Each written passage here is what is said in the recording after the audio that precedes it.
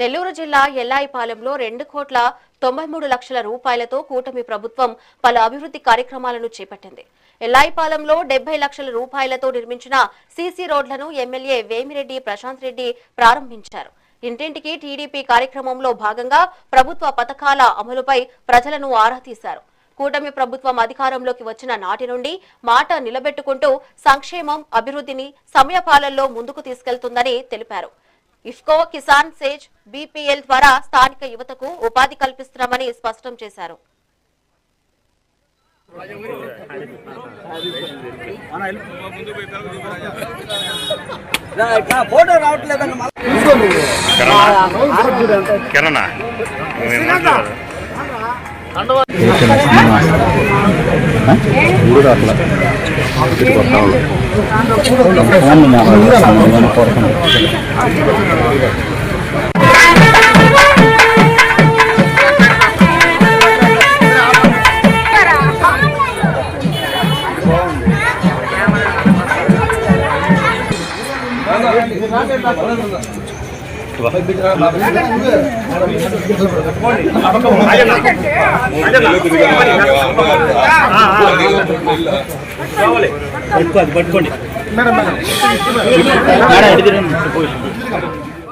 Elections ముందు మీకు అందరికీ మాట ఇవ్వడం జరిగింది.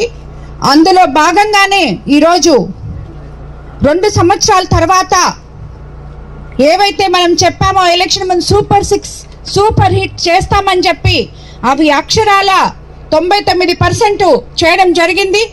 అవన్నీ కూడా మీకు అందరికీ తెలుసు.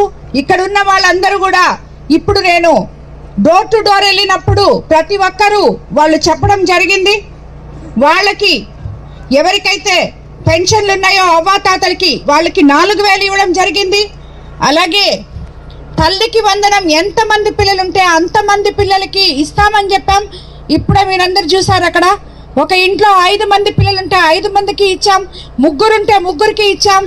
ఏ మాట అయితే మేము చెప్పామో అది తప్పకుండా అక్షరాల చేసుకోవడం జరిగింది. అలాగే స్త్రీ శక్తి కింద ఇక్కడ ఉన్న మహిళలందరూ ఉచితంగా బస్సులో ప్రయాణిస్తున్నామని చెప్పారు. అలాగే 3 సిలిండర్లు వచ్చాయని చెప్పారు. అన్నిటికన్నా ముఖ్యంగా డెల్టా ఏరియా అయిన మన కోవూరు కాన్స్టిట్యున్సీలో అన్నదాత సుఖీభవ 20,000 రూపాయలు 2 సార్లు, అంటే సగం ఇప్పుడు వేస్తున్నారు, ఇంకోటి కూడా వస్తుంది. మీకు ఆల్రెడీ అన్నదాత సుఖీభవ ఇవ్వడం జరిగింది. అలాగే ఇప్పుడు మీకు అందరికీ తెలుసు, మత్స్యకార సేవలు ఇచ్చాం, ఆటో సేవలు ఇచ్చాం. అలాగే ఉద్యోగాలకి మెగా డిఎస్సిని మనం ఎలక్షన్ ముందు చెప్పాం.